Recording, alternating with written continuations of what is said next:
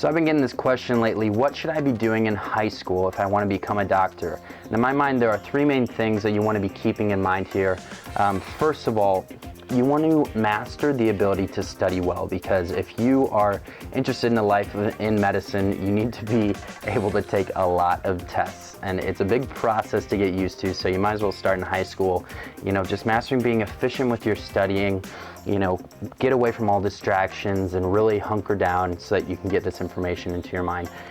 So start with that. The second thing that we're going to talk about is shadowing doctors and further discerning. So I'll just jump into this right away. So when you are considering a life in medicine, you need to recognize this is a huge commitment. So after your undergraduate years, your pre-med years, that's 4 years of college, then you'll have another 4 years of medicine. And then for residency, you could have anywhere from 3 to 6 or more years of residency. So you're looking at finishing somewhere between, the age of 30 and 35 on average.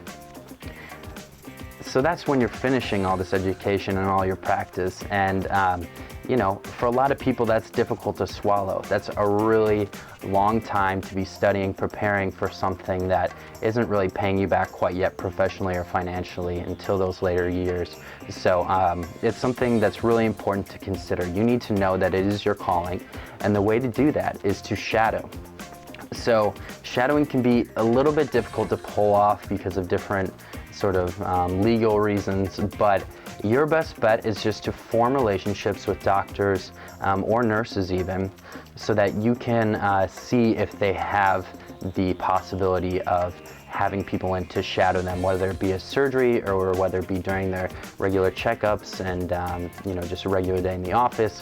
Whatever it is, you just want to get in a clinical environment, see what a clinic or a hospital is like, see what kind of people tend to take those jobs, and especially if you can, get exposure to sort of bloody, gutsy environments, because you need to know whether or not you're fine with that. And that's actually something that's hugely important, because you'll see people, different pre-meds that will work their tails off during their undergraduate years. They'll get into a top program, and then they haven't done any shadowing with sort of bloody, gutsy situations. And so they get into medical school at a great place, and then they see blood and they faint at the sight of it, and they realize, oh my gosh, I can't do a career in medicine, and they have to drop out.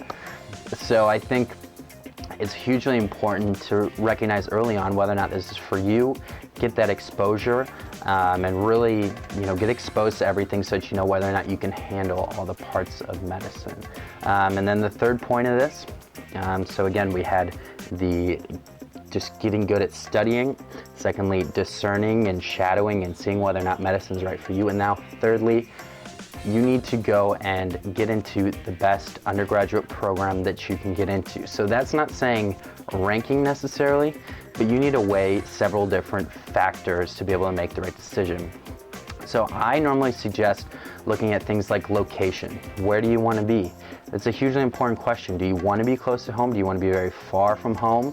What sort of people do you want to be around? How big of a school? Do you want it, to be a huge state school with all the big sports and everything? Or do you want more of a liberal arts, little college with just a few other people so you really get to know your classmates? Those are big questions to ask. You want to ask questions like prestige. Does a school tend to send a lot of students to medical school? Is it a name that's well respected, even if you should change your mind? Does it have good career outlook in other areas? You want to look at things like special programs. Does this school have special programs for pre-meds? Does it have research opportunities? Do they offer grants? Are there special internships or things like that? And then you just want to look at the school atmosphere. I highly suggest that you go and you visit places when you can. Just walking around campus, seeing what the other students like. This is going to be hugely important for you to just feel whether or not this place could be like home for you. So those would be some of my main suggestions for people that are in high school that are thinking about what should I do to really, get myself prepared for a life in medicine.